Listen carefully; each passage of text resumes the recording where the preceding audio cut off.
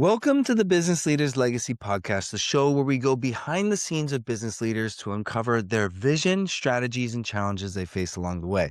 My name is Chris Bruner. I'm the CEO of Simple AI Solutions and the host of today's podcast. I'm excited to have Jonathan Eldridge, the founder of Soul Focus. Jonathan is known for his 27 years of leadership experience, leading leaders to unlock their it factor by turning authentic into influence and empowering organizations through his care framework and national best-selling book. Jonathan, thank you for being here. Can you please share with our listeners a little about you, your journey, and what Soul Focus is all about?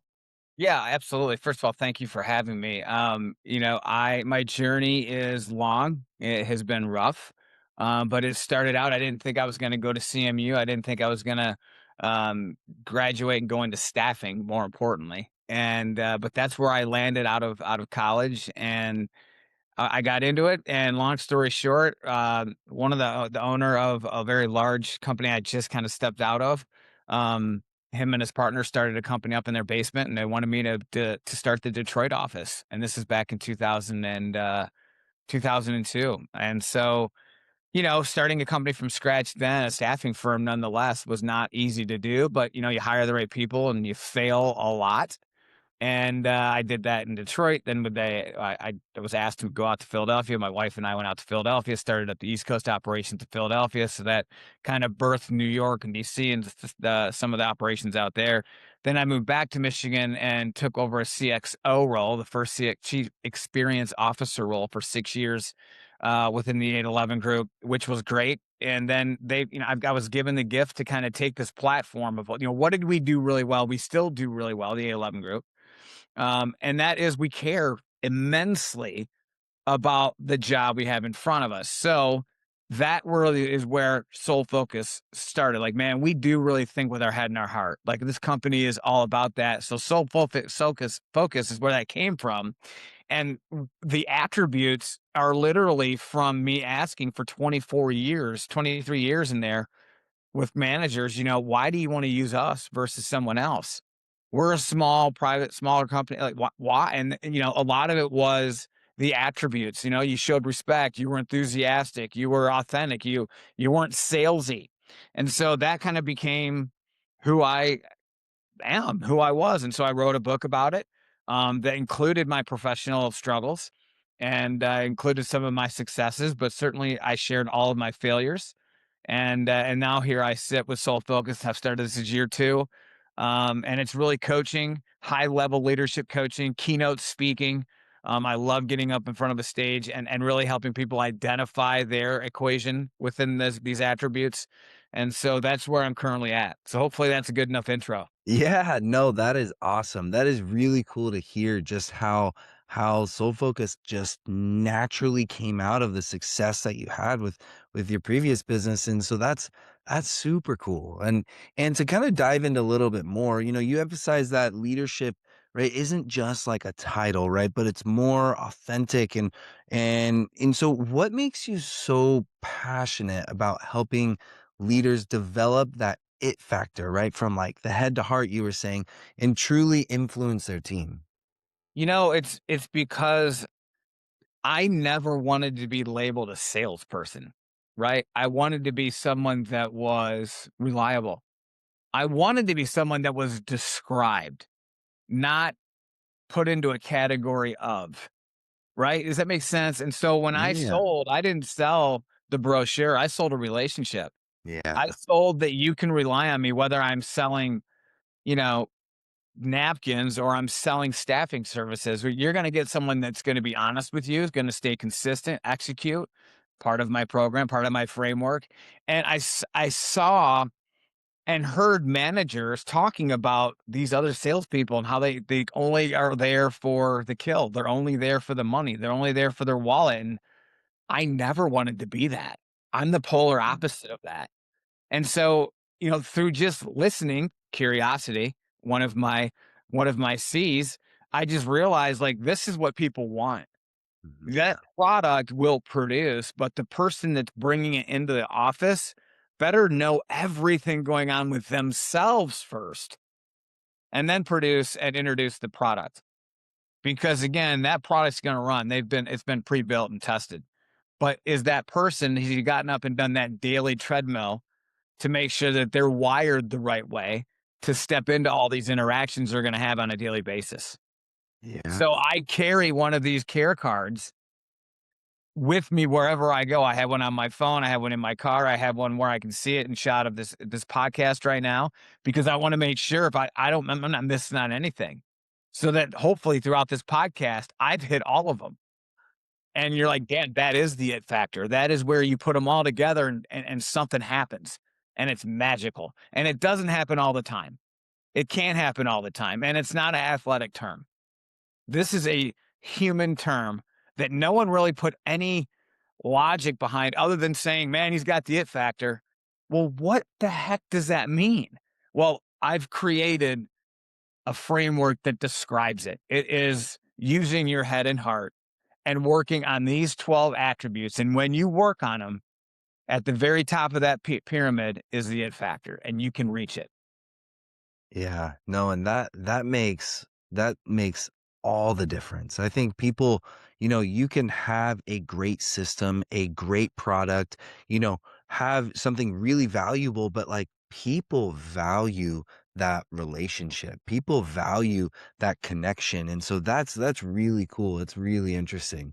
I Um, asked just to say real quick. I was at a networking event 2 nights ago for coaches and counselors in Ann Arbor, Michigan, and I was asked about what I like and enjoy the most about coaching, or giving a keynote, or talking on a podcast, and it is talking about and teaching my failures. mm, Like, I don't really care about the precipice of the mountain. Like, that's just for you to enjoy for a second. Life is going to keep kicking you in the face. You got to get up every single day. It just does. It's never going to stop for any of us. And so I just kind of carry that mentality throughout. yeah. No, that makes sense. And that is definitely that's super, super wise. That totally makes sense. And so yeah, super interesting. To dive a little bit more into that care framework, you've helped build, a business from, like you mentioned, from the basement to $1 billion company, right? And created, national best-selling books and around this framework of the 12 attributes. Can you tell us a little bit more about the core ideas behind the CARE framework and how it helps leaders? Yeah. So the core idea behind all of it is you have the foundation, right? And I started with, okay, what are the four attributes that are the most important, both personally and professionally, to make sure that you are working on and curating every single day? That is to be consistent, to be adaptable, to be reliable, and to execute. That's your baseline. That's your foundational piece. Every leader needs to have that. Where are they teaching that at any college? What class is teaching consistency, adaptability, reliability, and execution? But that equation is where it all starts. Mm, Now, the rest of them, it builds up from there. You can fill in those attributes any way you want. You might think respect should come next, or you might think adaptability should come, or not adaptability, but approachability should come next, or authentic. It's today's currency, for crying out loud. That can be built by all of us. Everyone can have their own pyramid that leads to that top part. And why it's important is because when you're in any type of a professional services industry, you're not selling a product or a service. You're selling yourself, and you're selling a relationship that if that manager leaves and goes somewhere else, they're going to take you with them. That's called a partnership. mm, You don't get to partnership by only hitting three or four of these attributes on a daily basis. You have to hit on them all the time. And it's not easy. And part of it is that failure. It's that understanding that you're going to have to adapt to something that might be negative that's happened. There's ripples in the water every day. My book, Struggle to Strength, there's a hidden message in the cover, and that is that the line is going uphill because that's life. Like, life is never going to not be uphill. Any day you ever wake up, for you, me, anyone on this planet, it's going to be harder the next day than it was the day before. And you're going to have to navigate. And how do you do that? How do you do that as leaders? So I thought that this was the best way for me to have, if I could have had this in my car at 24 years old to help me before I went into a meeting to make sure that, oh man, I got to make sure I hit on being respectful, standing before a meeting, never sit in a lobby, right? All those things add up to a manager saying, you know what? Over the 15 calls I've gotten today, you're who I remember the most. I want to buy from you. Your product will work on the price and the cost, but I trust you. You've given me a sense of consistency and that you're going to execute. And that's why I think it's so important to be teaching this to leaders, because it's not about the money you make or the title you carry. It's the influence and the amount of time you'll spend with someone who's really struggling and really identifying, man, they're struggling. I need to help pull them up. That's where compassion comes in. You've got to show it. So again, that's kind of where it all came from. Sorry, that's long winded. No, that's really cool to hear just like the why behind it all. It's really cool. It's really encouraging. It makes me want to just like go and order the book and start reading it because it sounds like it is so valuable and so relevant for so many leaders nowadays and especially with the market And I nowadays. will tell you this is important to note that in this book, I have said this, and I have a pretty large book signing coming up in Ann Arbor here in the next month, that it's a business book that can make you cry. And what I mean by that is, like, even when I went through it, it's very hard. I talk about loss. I've had a lot of loss in my life. Mm, I've lost both my parents already. I lost my brother when he was 28, all of them right in front of me.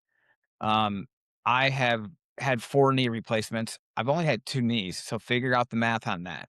And again, I've had a little bout of cancerous scare on my face I've had to take care of. I have had to deal with I grew up with really not that much at all, and I've had to climb hard, and that's in this book. And I think and here's the thing, I'm not alone. mm. Everyone has to climb hard. Some people can't climb out. And that's what this book's for. This book is for them to realize, dude, if this guy can do it, like anybody can, right? And there's a little map in there, it's a map of attributes that can bring some beauty into your life to make you a better human, because that's what will produce the best professional. Yeah. Yeah. No, that totally makes sense. And that is really cool. Thank you for being so like open and vulnerable. It's not every day that, people share and are willing to, be open like that. And so it's definitely I could see why it is so important though, why it really brings that connection, and yeah, no, that is really, really interesting. Yeah, Um, at 35, I was 265 pounds. I was a binge drinker, and I thought I had the world in my hands. I was doing great. And then I'm now 50. I weigh 185 pounds. I haven't drank in 5 years. I have completely reprioritized my life. I do cold plunges almost on the daily. I work out every single day to show consistency. You can't get on a keynote stage and not practice what you preach. yeah. And so it's all about perspective, and it shifted to longevity. Mm, So you can take that, and in this podcast, you can talk about it personally, or you can talk about it professionally. How long will your career last? About as long as you work on yourself, mm, really. And yeah. so I think that that's really important to note as well. Yeah, no, totally, totally. Yeah, that's really interesting. That is really interesting. Well, I wanted to kind of shift a little bit and talk Yeah. about like, trends within the industry. And so one of the things you said is AI can take you to a meeting, but it can't take you through a meeting. And so are you seeing any big trends or changes in the leadership and organization culture today, especially with the rise of AI and how does Soul Focus help leaders adapt with that? Yeah, there is an intersection of AI with the human element, that is it's interesting because I taught and sold the relationship. So I was always the relationship guy. Here comes AI, but AI is not relationship. It makes you thorough. It can make you precise and make you extremely efficient, right? 44% of American business workers right now use at least one tool of AI during their job every day, which is making them more efficient, no doubt. which might lead to needing less people, which is why it's so important to work on the human traits. You Yeah. have to be working on yourself. And so I do talk about the fact that, yeah, AI can lead you up and to that door. But once you step in the door, there is nothing that can help you. Yeah. You're on your own. And if we don't keep teaching this aspect of it, you will fall and fail the minute the door closes. Yeah. So again, I think there's something to be said with before. I think human development was optional. It is no longer optional. It is absolutely structurally a necessity to have in your company. And so that's why it's so important that I keep preaching this and screaming it from the mountaintops, as I say in my book. Yeah, no, that totally makes sense. That is really interesting.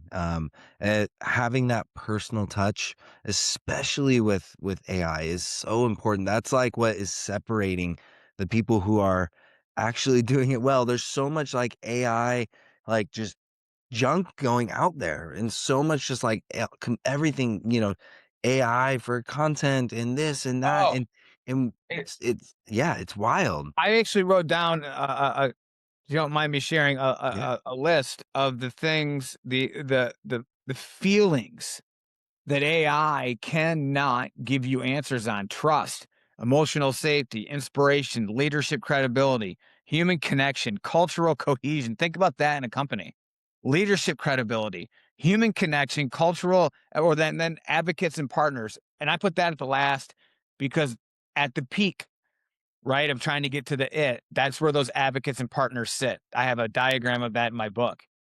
That's when they leave that company, they take you with them. That's a friendship you'll have forever. yeah, A lot of times in my career, after I had gotten to work with clients, I wasn't handshaking them. I was kind of giving them a hug before I left. Like it became very personal. And even if they had to not use me for a year, dude, that was all right. It's business. We have a friendship that we built. Everything was built on that.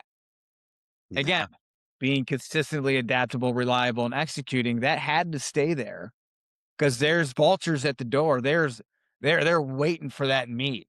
They're waiting for you to become complacent. If you carry this with you, if you have this book in front of you, you don't get complacent. Yeah. You get dialed in, and AI doesn't do that. Can't do it when the door closes. Yeah. No, that is, yeah, that totally makes sense. That is really interesting.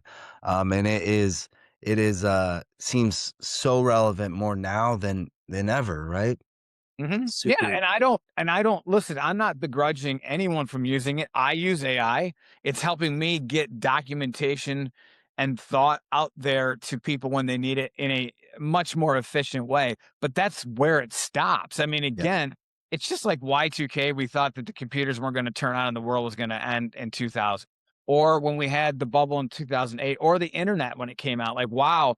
I mean, it's just going to replace everything. Amazon, you evolve. Yeah. We're going to evolve with AI. We are using this is the biggest growth scale industry state we have ever seen in our entire lives, ever in the world. Mhm. And we will adjust, we will adapt, Yeah. we will figure out how to manifest a better vision and how to work on ourselves to be the best versions of ourselves. Yeah. Yeah, no, and I totally agree. People ask me all the time, just family and friends and just people I know, and they're like, "What do you think about AI? Like, how many jobs do you think it'll take?" And it will displace things, but new opportunities will come from it, right? Oh, And people will adapt, and new opportunities will come, and we will grow and get stronger. And obviously, there's fear in everything that's new. It's the fear of the unknown, right? But I really think it is going to bring a lot of just new opportunity. And so, yeah. But I wanted to kind of shift a little bit and talk a little bit more about soul focus. And so, on the business side of things, what are working really well at Soul Focus right now? What makes you proud of uh, your team? Or it's more so that some very astute people are starting to look at this and realize like this works. It's extremely simple. Like it's a 12-point system, right? Each attribute is worth a point. Most companies, most good humans are activating daily at an 8 or above. They're hitting on 8 of these attributes throughout the day, most days. I work on them getting to a 9 or a 10 and getting those 10s to an 11 or a 12. And there are people out there, you've met them too, that they just have it. Yeah. They've got the it. They're hitting on all of their cylinders, all of their attributes. And that's where it's extremely powerful. So I'm starting to see that, the nods of the head, like, wow, this, and then I think the relatability within the book is really starting to take off. People are reading it and giving it, it's gotten good reviews. I tell anybody to go on Amazon and buy it, because you will learn that it's okay to fail. Mm, It's okay to not be perfect. Like I had for a very long time, I had a win the day approach. That's just how I operated. But Chris, after watching my my dad pass away in hospice and my mom just 2 months ago, um, I um I changed that thought process from win the day to live the day. I don't care about winning anymore. I care about living it. I care about trying to be better than the day before, but understanding, dude, I'm gonna fail, fall, I'm gonna screw up, and that's okay. It's another opportunity to learn. I use this statement quite a bit, but failure is where opportunity is bred, mm. and that's the only place you ever find it. You don't find opportunity at the pinnacle. You find opportunity when you failed. Yeah.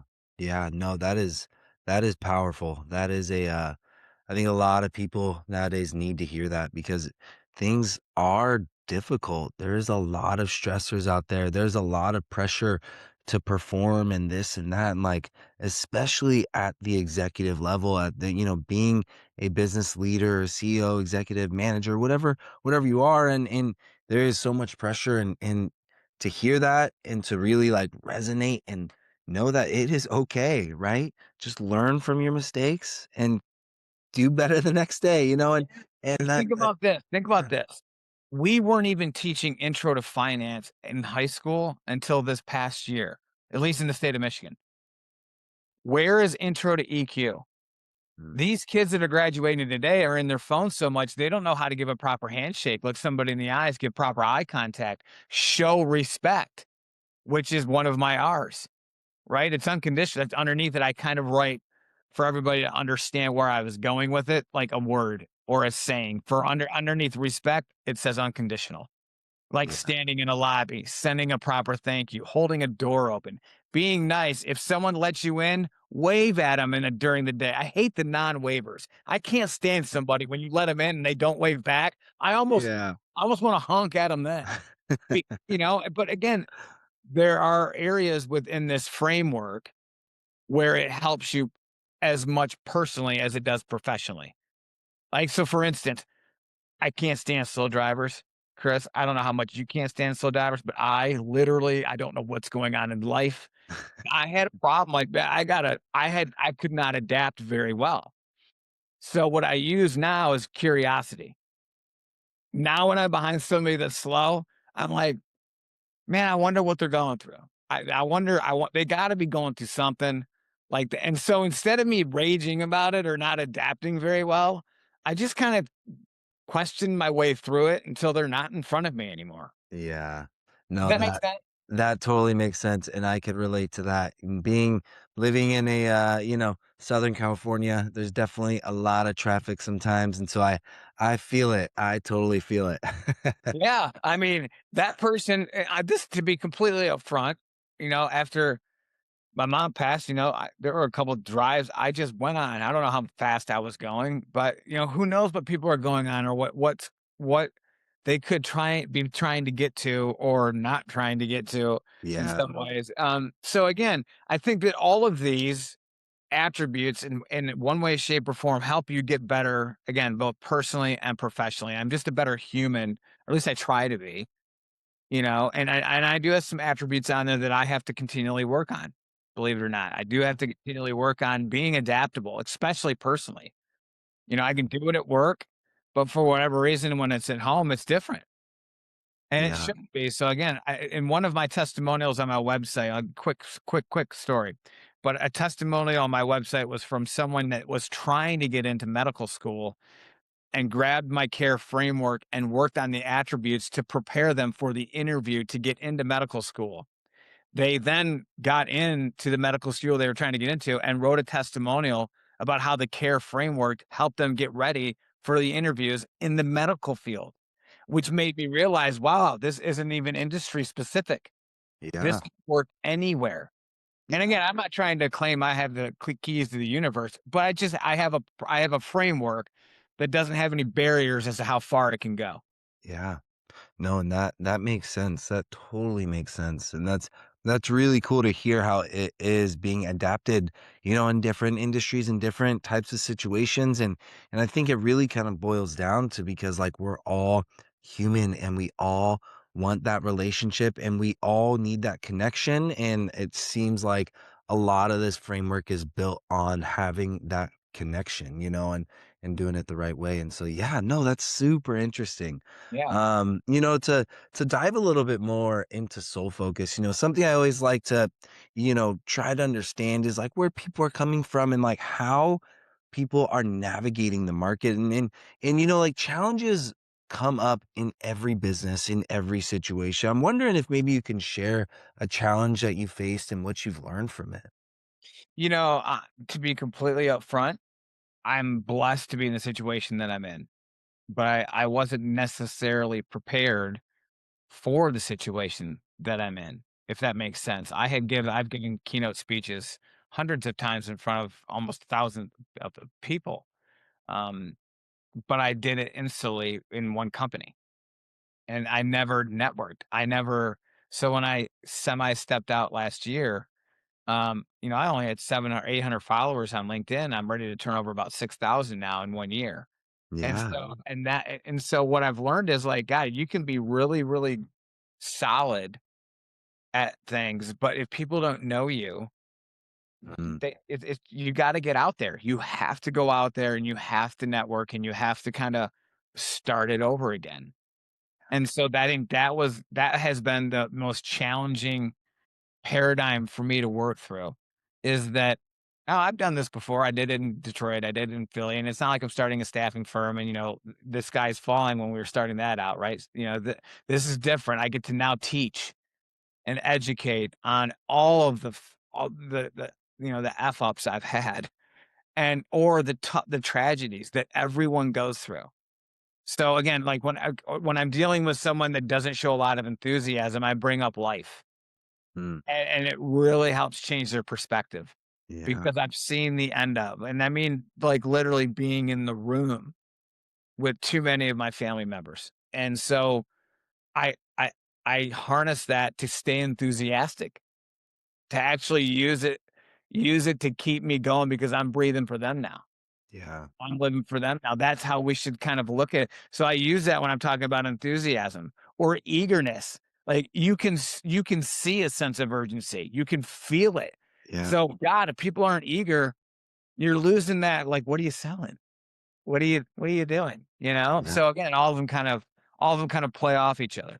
Yeah, no, that totally makes sense, and that is super interesting. It's really interesting to hear how just being able to navigate those challenges over the last year and build your network and build your platform and seeing where you are today, 10xing where you were last year. That's super encouraging, super cool. Yeah. Um, I've got a book signing coming out April 10th. And that is, again, you network with the right people, and they have a facility where they want to have people coming in, and they've got an author that's willing to come in and sign book. And so everything works and it takes time. And you know what I've realized? It was supposed to happen like this.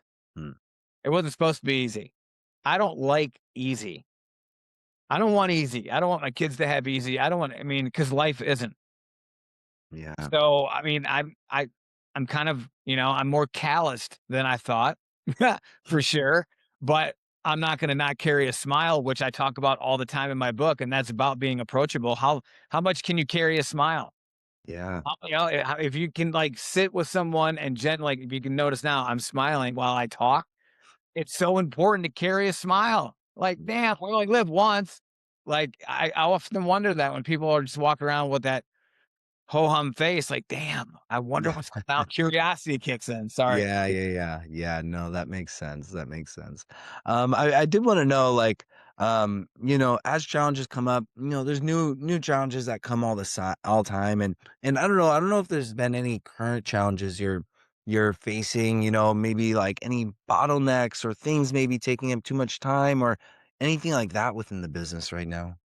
Yeah, a great question. And when you're right now, it's just myself. I don't need to have anyone working with me yet. Now, can I see that changing? Absolutely. I can see a whole framework and people that I can trust and vetted by me, helping me, perhaps teaching this if it can get to that point.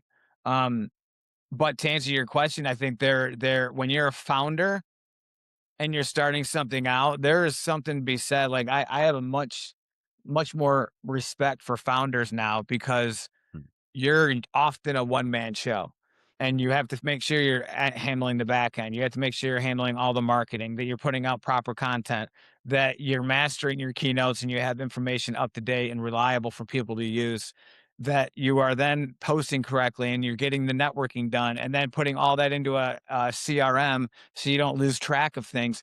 That is like full circle, dude. You're doing it all. And Yeah. that's where I'm at. That's where I've lit and I've loved it. I've loved it because I'm putting out content that I know can help people. And so I think the challenge that I'm gonna have or that I have had is doing all that stuff that I'm not the best at. I wanna get on stage. I wanna be doing a workshop. That's where I shine. Yeah. But when I gotta put together the taxes and make sure but that's part of the business. Yeah. You got it. So, you know, it's been good because I've learned, but it's been stressful because I haven't had anybody else. Yeah. No, that makes sense, and that's very interesting how you just navigating that, and it is a challenge. It is tough, and there is a lot of kudos for all those founders out there, those business owners that are just Shout making it out. happen. Yeah, wearing 10 hats within the business, and so And yeah, then I here's the other thing too, and then carrying so much stress. It is not easy. So again, being authentic, staying adaptable, using these attributes to make you realize, dude, it's okay. Show compassion to people like the gentleman I talked about yesterday before that had that emergency and had to jump off the call. Things happen in life. Like that's another part of my book. Like, yeah, we're not going to Mars and no one's laying on a table. We're not trying to save their lives here. This is just trying to be a better human. Can we just do that? Including myself, right? So that's what it boils down to. Yeah, no, that makes sense. That totally makes sense. I did want to know, like, I know we're kind of getting towards the end, but I did want to ask, like, where is Soul Focus going? Like, do you have any goals within the next 6 months to a year? And just like, what does the next level of growth look like for you and your business? Great question. And I thought about that answer a little bit. Um, I think by the end of the year, if I've had 4 or 5 keynotes that I've done, that will really be propelling me the way I need to go from that angle. If I'm also working on workshops in association with those keynotes or associated with those keynotes or on their own, then I'm coaching. Then I'm helping leaders Mm. from a more intimate setting. Yeah.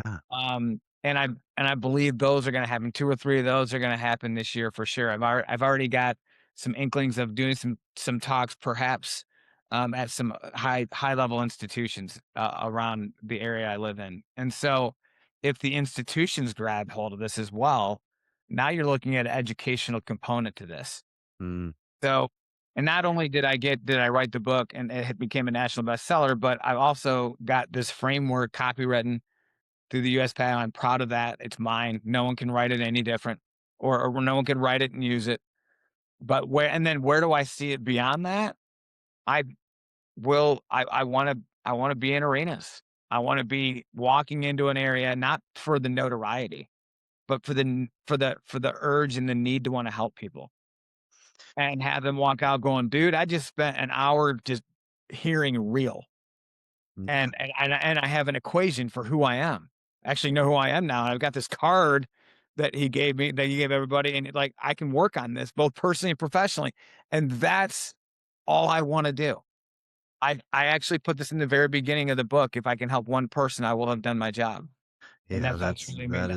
that is cool. That is really interesting. That is inspiring and so cool. And so, yeah, I am excited to see, what that growth is gonna look like for you. And when you get there, just be like cheering you on. Like I'm stoked for it. That's exciting. Before we go, I really wanted to, just give you a moment to just share like where people can learn more about soul focus, like learn more about the care framework and just stay involved with what you got going on. If you can share a little bit. Yeah, absolutely. I would love for people to check out my website. That is www.soulfocusmindset.com. That's where you'll find the different service offerings that I offer. Certainly, I think really keynotes are is that first leg of what I want to do. Then the workshops. If you want to follow me again on Instagram, I put some stuff out there, and again, very untraditional but fun and I think relevant. And that's just Soul Focused Mindset. You can follow me on Soul Focused Mindset on Instagram, which feeds into Facebook. And then I have a YouTube channel, and that is also at Soul Focused Mindset. So you can search that on YouTube. I've got some videos out there. More will be coming. I've got reels on my website that show you me, the type of speaker that I am. And so those are out there for everybody as well. So there's really it's and Struggle to Strength is on Amazon.com. You can find it. How authentic and relatable leadership shapes success. That's out there for everybody to purchase. And that would be the ways you could reach me. Yeah. Awesome. Well, thank you so much. I really appreciate all the insight you brought, the value, and honestly, the vulnerability. It's not easy to get up in front of people and be vulnerable. And so I think that's really cool that you've just been able to really share your heart and where just just do that. And so yeah, thank you. Before we close, I would like to ask, right, since this is the Business Leaders Legacy podcast, and you being a business leader, the founder of Soul Focus, what kind of legacy do you want to leave behind? I want to be a leader who led by sharing his failures.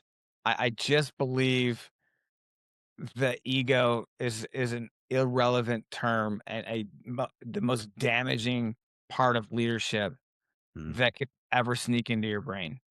So I want to stay with my feet on the ground and my failures right there in front of me so that I can teach them because I think that's how people truly grow. And that's how I want to be remembered. yeah, that is awesome. Well, thank you again. I really appreciate it. Yeah, this To has been all great. Thank you. Yeah. To all of our listeners out there, thank you guys for tuning in. If you enjoyed the conversation today, please subscribe, share, like. We greatly appreciate it. Um, Thank you again, Jonathan. We will see you guys next time.